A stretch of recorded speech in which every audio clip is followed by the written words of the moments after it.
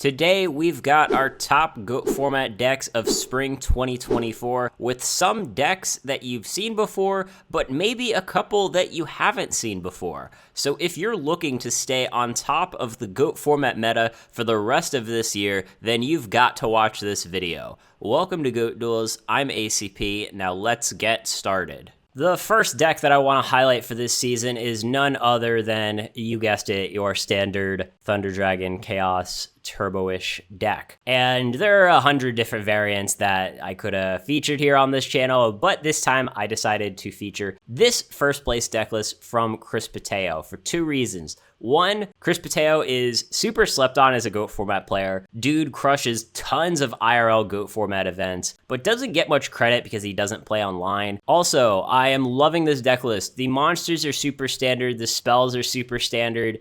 If you want to just kind of know, like, what does a standard Chaos deck look like? These monsters, these spells, 100%. Traps, not necessarily very standard right now, but I think this Trap lineup could become pretty standard in the future. Yes, the whole debate between Wing Blast versus Raigeki Break is still ongoing. I like Wing Blast better, and what I like about this list specifically is that he chose to play 3.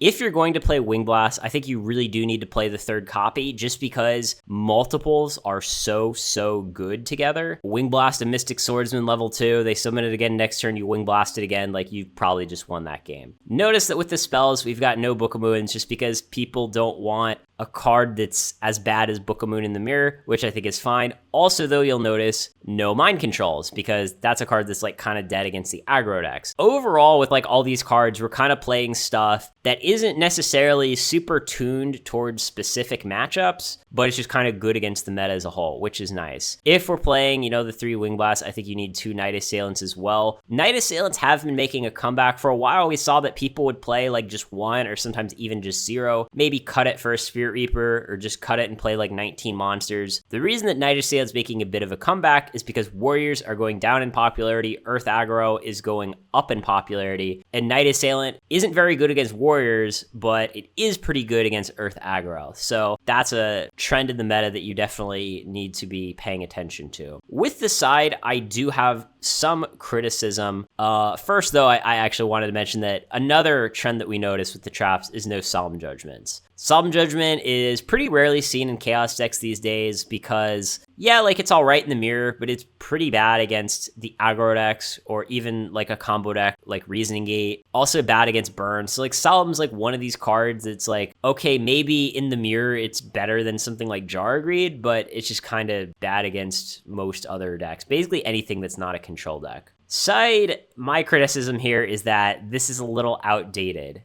And I'll explain what I mean. Yeah, I wasn't at the event. Maybe there are some metagame implications that I was unaware of. But, I mentioned the whole Earth aggro going up a little in popularity. Cypher Soldier, not very good against Earth aggro. Like, yeah, they play Goblin Attack Force, but you don't want Cypher Soldier against Goblin Attack Force. If it's in defense, it's already got 0 defense anyways. Zombira, it's definitely a card that I still like, but that's another card where I think like it's not quite as good against Earth aggro as it is against Warriors. Like, if you're up against Earth aggro, yeah, I think you bring the Zombira in, but you're not, like, thrilled about it. It's not one of these sort of matchup-changing cards the way it is against Warriors. So that's something to think about. Mystic Walk, I also think, I don't know, I think there could be better choices. I don't think we need 3 of these. Yeah, Mystic Walk is the best card against Panda Burn, but Panda Burn isn't as popular as it used to be, and we've been seeing decks like Drain Burn go up in popularity. And Drain Burn is one of these decks. They don't care if you gain like 1,000 or 2,000. That's not like what their game plan is. Their game plan is just to lock you down with like Skill Drain, Big Shield Guarded, a bunch of Solemn Judgments. If you're letting them do that, then you're going to have a problem. So in my opinion right now, the best overall card that you can side against Burn is Royal Decree. Because yes, all of the Burn variants are different from each other, but they all have one thing in common, which is that they're playing a ton of trap cards. And you might think with 10 traps, how are you going to side Royal Decree? Just like cut the Dust Shoots, cut the Jar Greeds, bring in a couple of Decrees. You'll be fine. So that's something that I would consider. For the mirror, we do have 3 Kaikus and a Mystic Swordsman. I actually like the Mystic Swordsman better than the Kaikus. Both are good cards in the mirror, and they kind of let you almost like pseudo-transition side into an aggro game plan, which I think that can work. It can catch some people off guard. The problem, though, is that, what do you do if like you summon a Kaiku and you just run into a Gravekeeper spot? That's a pretty annoying spot to be in. So I like Kaiku. I'm just not sure if you want 3. Like, is the card that good? Mystic Swordsman, though, I definitely love. You attack their face down monster and just kind of force them to like use their Raigeki breaks sooner than they were hoping to, which is really nice. Yeah, it's not light or dark, but Mystic Swordsman, I think, is just generally a very strong card to side in against a Chaos deck. Whether you're playing a Chaos deck yourself or you're playing something like Go Control, really good card to have in your side. I'm liking the Sakus in the side, actually, just because, again, we kind of have this sort of split where, like, half the aggro decks are warriors and slightly less than half of the aggro decks are earth aggro. And the nice thing about Saku is that you don't care which one of those you're up against. You're happy to Saku a Blade Knight, but you're also happy to Saku a Gigantes or a DD Assailant or whatever. So I like the flexibility that offers. Dust Shoot, something mostly for the mirror. Great deck list. I definitely think we're going to see more decks that look very much like this performing well in the future. The next deck that we're going to talk about is, surprise, surprise, Earth Aggro. This is a 5th place deck from a player known as German DLS. I think this deck list is pretty good, and there's been kind of an interesting dynamic going on with Earth Aggro, which is that Earth Aggro is, as of now, probably the 3rd most popular deck in GOAT format. We have seen some tournaments with that statistic, where it's just number 1 Chaos, number 2 Warriors, number 3 Earth Aggro, which to me, I think is surprising. This is a deck where 2 years ago in GOAT format, most people wouldn't have even known that Earth Aggro was a deck, right? Like, there were a couple of players trying it out here and there, but 2 years ago, this was basically not a part of the GOAT format meta, and now it is the 3rd most popular deck. I know the popular narrative among the pessimists is that nothing ever changes in GOAT format. It's just all the same decks all the time, 10 years in a row. But the reality is that, even in 2 years, over time, we see some of these shifts in the metagame. Now, why is it that you would want to play something like Earth Aggro over Warriors? Well, Earth Aggro probably wins the heads up. Just because Goblin Attack Force is such a great card against Warriors, you just summon it and don't attack with it. Just having a 2300 vanilla in play, they just can't really deal with that effectively. Gigantes, also a very, very strong card against Warriors, right? They've got whatever it is, a 2000 attack Blade Knight and 5 back rows. Okay, summon Gigantes and attack. A lot of other solid cards here. DD Assailant, never going to be a terrible card in any matchup, although maybe against Chaos, it's not super great. Like, against Chaos, this is basically just a 1700 vanilla, but that's okay. Giant Rat, some people play this, some people don't. I think at higher levels of play, Giant Rat gets worse because people just don't attack into it. You usually don't want to set it in game 1 because you want to play around crossout, and if you're on an Earth deck and you set it, they just probably can figure out that it's Giant Rat anyways. So yeah, people won't attack into this too much, but you do have some good targets. You got Exiled, you got Lily, you've got Mystic level 2. If you expect to see creature swap from your opponent, Giant Rat is kind of a nice hedge against that as well. I'm also liking the trap lineup quite a bit. Dust Tornado, I think, is an underplayed, underrated card for aggro decks. Just the simplicity of, hey, I end phase dust your back row, I summon, a DD Assailant, I summon a Gigantes, I attack you for a bunch of damage. I mean, that's surprisingly effective. Again, Dust Tornado is kind of one of these cards where it's good in every matchup. There aren't really any matchups right now of people that just don't play back rows. Whether you're up against something like Burn, Chaos, Warriors, Dust Tornado is going to be solid. The one weakness of this deck, I think, is that it can have trouble dealing with Spy sometime. So, you got to play Tribe just to clear the Spies.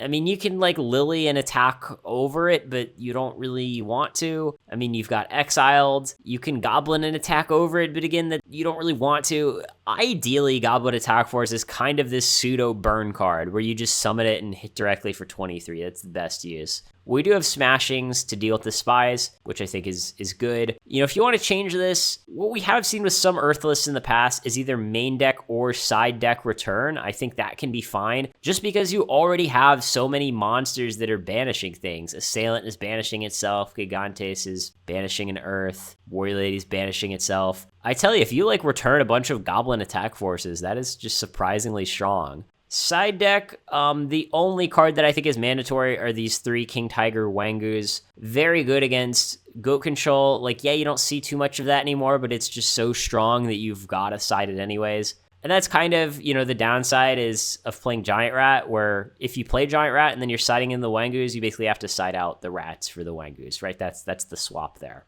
3 Kaikus for the Chaos decks. I think you could even consider like main decking one of these. The Mystic Walk, again, it's like, I don't even know if you like need this. We've got the Amazonas Archers to deal with Ojama Trios, and we've got like 3 Dust Tornadoes. I'm not even sure, like, do we really need an Amazonas Archer, a Mobius, and 2 Mystic Walks to beat Burn? That seems a little excessive to me. Dust Shoots, obviously Chaos, and then, another widespread rune for the aggro decks. I think all this looks fine. Is this Earth deck list perfect? No, there are a few variations. And even though the Earth deck has become the 3rd most popular deck in GOAT format, which interesting is we don't necessarily see it winning a lot. Something that I always focus on in this channel is not just like what decks are winning, but also how decks are performing relative to their level of representation, right?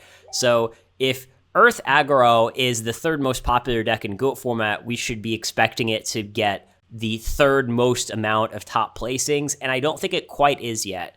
So I think there's still a lot to figure out about this deck. I think it's better in some metagames than others. If you're expecting like a lot of other aggro decks, I think Earth does better there than if you're expecting like a lot of chaos decks. And Burn's another metagame where it's like, yeah, if you expect a lot of Panda Burn, yeah, just play this deck. Just, knock them out with these 3 Dust Tornadoes. But this is a pretty solid main deck and side deck, and I do expect to see more decks that look similar to this doing well in the future. Thirdly, we have this Machine Stein Gate style deck that got 4th place in an IRL Grand Prix tournament from the player Ken Duong. I apologize if I pronounce anyone's name wrong. Now, what do I like about this deck? One, well, this type of deck was first showcased on our channel Goat Duels, which is nice. I like it when people use my ideas. But what I also like is that this player took the deck and kind of made it his own, right? He definitely didn't copy us by any means. One new addition that we kind of see here is that we've got all the machine stuff, but we've also got the Sacred Cranes and the BLS. Normally, Reasoning Gate kind of goes in one direction or the other, where you're all in on like BLS, Chaos Sorcerer, Sacred Crane, or you're all in on, cyber-stein, Jinzo, Limiter. But this deck actually did both. As it turns out, Blackluster Soldier is a very good Yu-Gi-Oh card, so it doesn't surprise me that he wanted a splash for BLS. I think that is a pretty decent call. What I don't like, though, is that to me, having 9 Reasoning Gate targets seems like a bit too many. I think this deck operates best when you're in more of the 6 to 8 Reasoning Gate target range. I think you should probably cut if you're going to go the Crane route, I'd cut maybe a Blowback and a Fusler to get you down back to 7. My original build had 7 targets. I think that is already enough. What I do like, though, is that, we've got a lot of level mix-ups, right? Like, if you're going against this deck and they just activate Reasoning, what level do you even call, right? Maybe level 2, I guess? I mean, it's definitely a lot of level variety there, which is good. I don't think I would like playing the Sacred Crane so much in, the Dueling Book ladder meta, just because people just always call level 4, no matter what. You could have, 2 Sacred Cranes in the grave already, activate a Reasoning, and people just still call level 4. It's just the only level they know how to call. So, that's something to consider. Some interesting choices with the spells. I'm going to be honest, I have no idea what this Back to Square One is doing. We're playing a combo deck here. This is not like a control tempo sort of deck. We want things that just deal with back rows, set monsters, whatever. Mind Control is okay, but this is another card where I'm thinking okay, how is this helping me OTK someone? If you Mind Control a set spy and then, kind of clear that out of the way, yes, you can OTK them, but usually you don't need to. The thing that stops you from OTKing is just the card Scapegoat, and, Mind Control Back to Square One, neither of those really help there. I think you could try, Lightning Vortex, Enemy Controller, things like that. Brain Control, I think, is fine, especially if you expect to see a lot of face-up monsters in your meta. But of course, you got to be aware that, you got Stein and you're already paying 5,000. Do you want to pay another 800? Maybe, maybe not. Metamorphosis is a card that I think is underplayed in this style of deck. This is not the only player who did well this season with this Machine Stein Gate deck.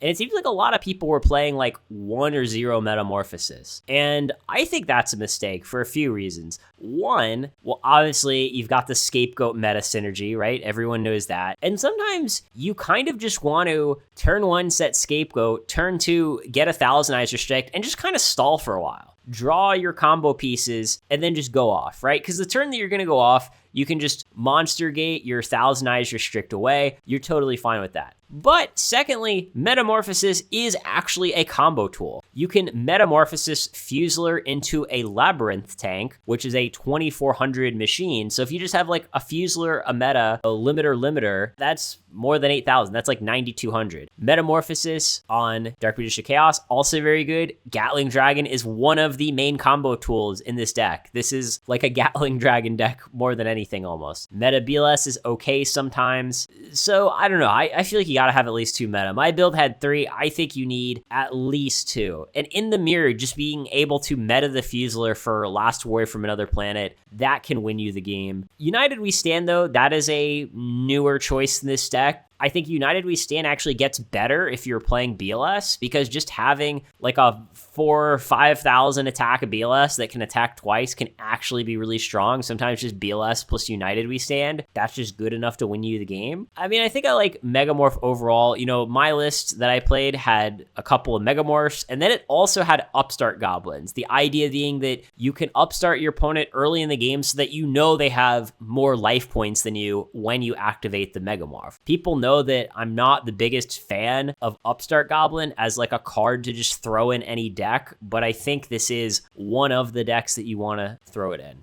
Side, not too much to talk about. I think a lot of players who play this deck, myself included, by the way, haven't really figured out what the best side is. Yeah, I think something like Mirror Torrential can be good. You're up against an aggro deck. Pretty easy to just bring those in. Decree, also pretty obvious, I think. Just knowing that, okay, I'm up against a deck with a bunch of chops. Time to bring in the Decrees. Lots of stuff for the mirror here. You know, 3 Spell Cancelers, 3 Threatening Roars. I don't know if you need that much stuff for the mirror. Hard to say. Personally, I would have considered Token Thanksgiving in the side, even like as a tech in the main. Like, I would rather have like a Token Thanksgiving in the main deck than a Back to Square One. And there's just no Token Thanksgiving anywhere, main or side, right? You know, I like this just because even if your opponent doesn't run like any token stuff, well, you can just Token Thanksgiving, gain a bunch of life off your scapegoats, double Stein. And it's like, if you just double Stein, you know, game's over, right? Overall, and I know this is a controversial statement. I know everyone in the comments is going to say I don't know what I'm talking about. But from my experience, playing hundreds of games with decks like this, as well as, of course, lots of other decks in GOAT format, this is the best deck against Chaos overall. Like, if you just know that every single round you're going to be up against a standard Chaos deck, you would be an idiot not to play a Machine Stein deck, because they just have no interaction, right? Like, oh, they have Raigeki Break. Who cares? Oh, they're going to upstart me. Great. Now I've got like more life for my Stein. Oh, they've got a Gravekeeper Spy. Who cares? Oh, my opponent went Pot of Greed, set Magician of Faith. I still don't care. Like, this deck's average draws can beat Chaos's best draws, and that is something that I think very few other decks can claim to be able to do. So this deck is a lot more powerful than you probably think, a lot more consistent than you probably think, and it has a much better matchup against Chaos than you probably think. The harder matchups tend to be the aggro decks, just because sometimes you kind of stumble and just get attacked by a bunch of monsters and then you can't Stein, but the control decks don't put pressure on your life. They give you enough time to accumulate your combo pieces, and once you do, it's just curtains, right? You just trinade their stuff and kill them. I think if players solve the aggro matchup a little better, I think this,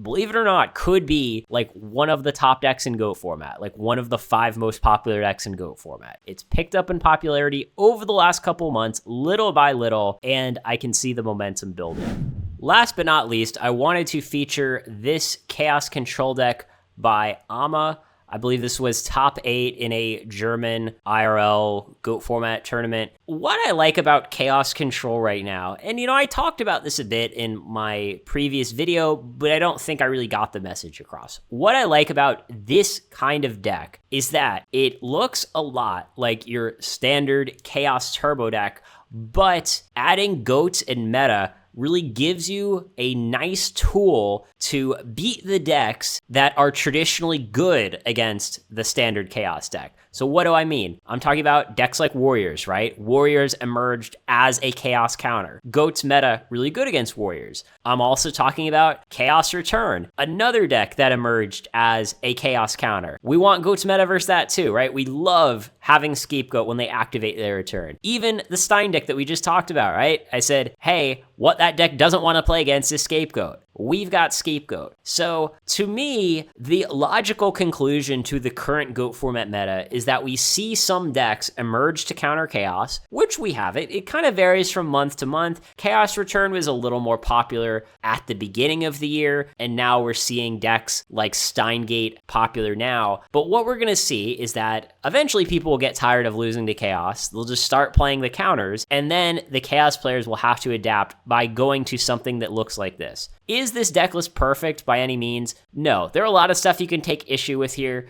Like the one Raigeki break is really, really weird. Like one Night Assailant, one Raigeki break, I think is bizarre. You know, we're playing this Night Assailant with only like 3 ways to discard it, like the one tribe, the graceful, and the Raigeki break, which to me is a mistake. What I want to see in these decks actually is cutting like the Night Assailant for the 3rd Magician of Faith. Just because like the reason that Chaos decks don't play 3 Faith isn't because like the 3rd Faith is just bad. They don't play the 3rd Faith because the standard Chaos list only plays 10 spells, maybe 11, and 3 Faith would be a lot with only 10 spells. But when you play 13 spells, or you could even cut a trap for a spell, go to 14 spells, all of a sudden Faith becomes really good. It's a level 1 for meta, which in a normal Chaos deck is kind of irrelevant. It's another light for Chaos Sorcerer, which we love. So one thing that I've always noticed when looking at, whether I'm just looking at deck lists or I'm just actually talking with GOAT format players, is that a lot of people get lazy with their deck building in that they just go, oh, everyone else is playing 2 Faith, I'm going to play 2 Faith too, just because 98% of players are doing that. But what you should be going is, well, yeah, I can understand why normally 2 Faith is good, but is there something different about my deck that makes 2 Faith the wrong number? And the answer here, I think, is very clearly yes. So I like this deck. I won't really talk about the choices too much just because we already featured a very similar Chaos deck at the beginning of this video. It's basically just, instead of playing all the Wing Blasts, we're playing Scapegoats and metas. You know, is one of those better than the other? Yeah.